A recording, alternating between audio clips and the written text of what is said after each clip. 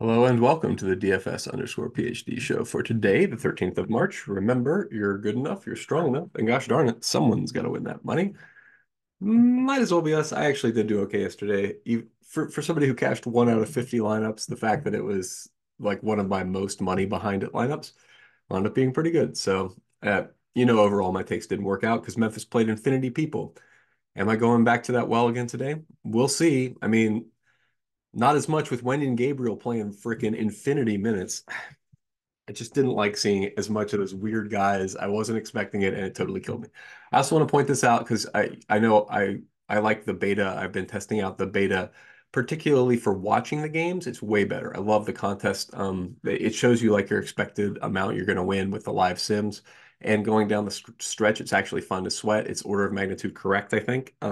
So anyway, that's fun, but don't late swap in the beta if you built in the regular, and I build in the regular. So I think I've late swapped in the beta by accident because I've been watching the contest sims, live projections, and don't do that. Make sure you're back in vanilla when you're doing your swaps if you built in vanilla, or that you're in beta if you're for swaps if you built in beta. Well, that's ridiculous. Probably not doing that.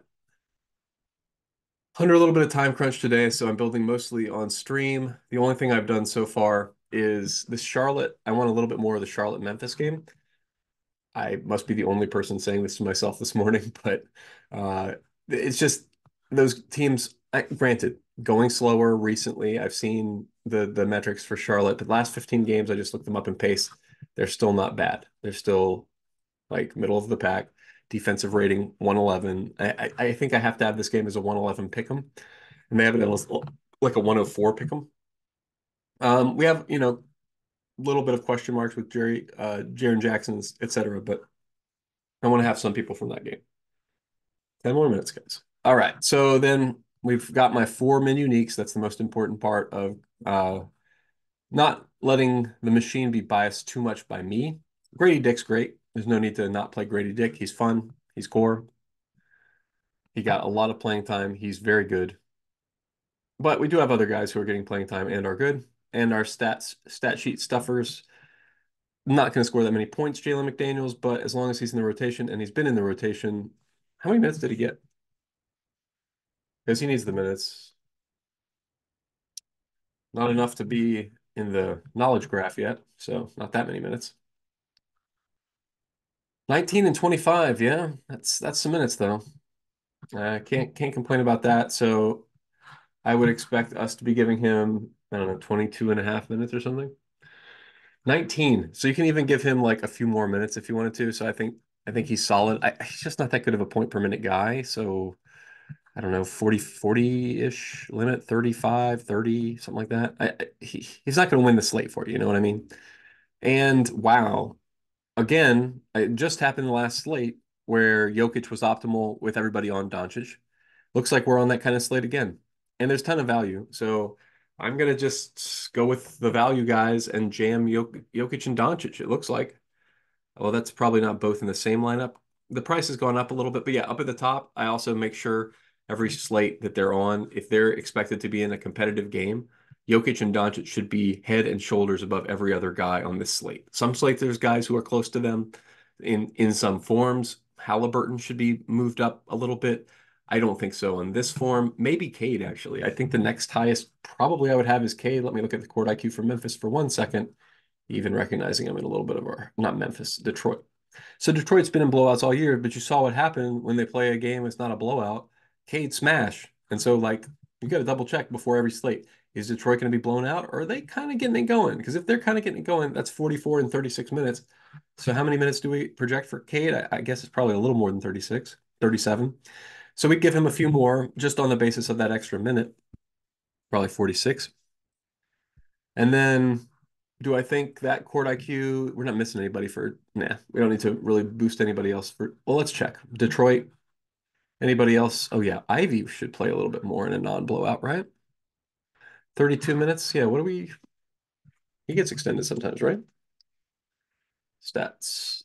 Yeah, 36, 39. In a competitive game, I'm giving Ivy many more minutes. So I think I'm giving Ivy 5 more minutes, 36. I think Ivy's a pretty solid play here. This is what I'm getting at. And I mean, Cade's not bad either, but he's priced appropriately, and I'm just going to match field, it looks like.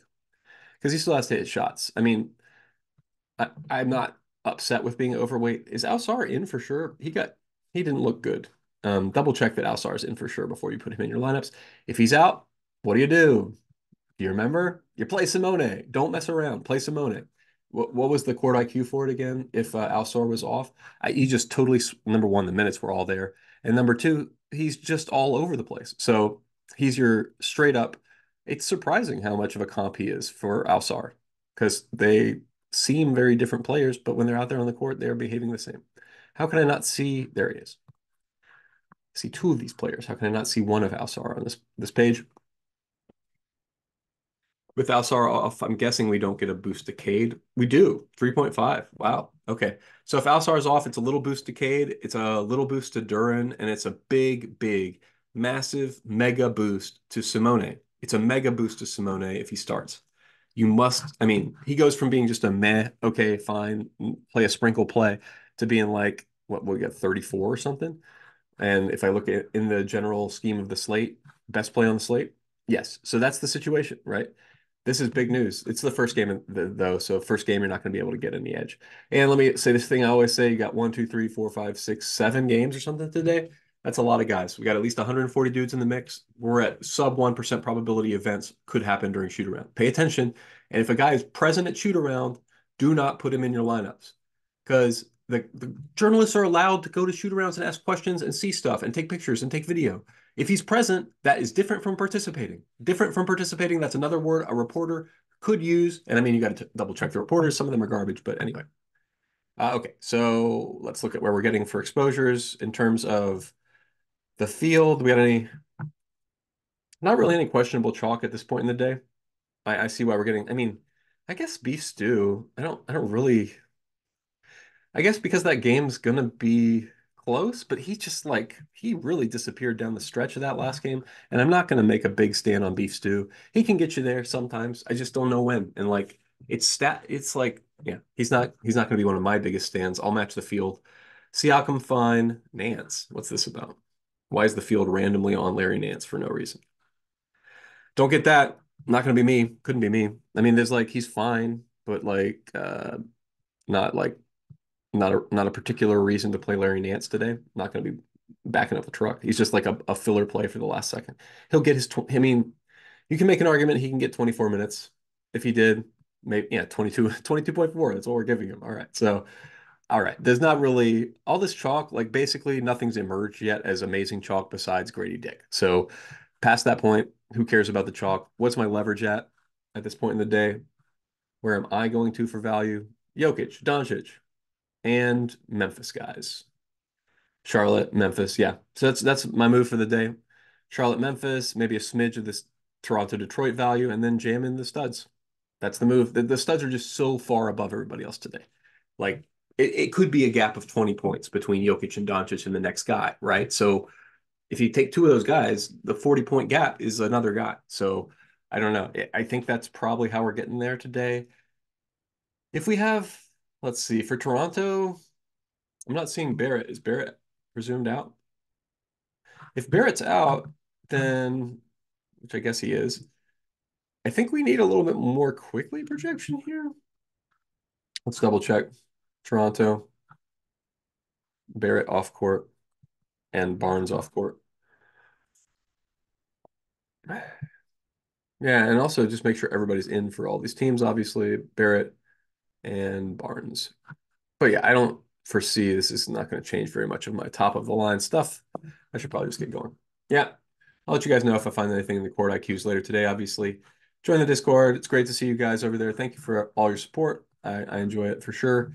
Probably have to make the videos at this earlier time. Yeah, my wife probably looking at another job starting next week. So yeah, pay attention to the Discord for updates, post shoot around, etc. And remember, you're good enough, you're strong enough, and gosh darn it, someone's got to win that money. Might as well be us.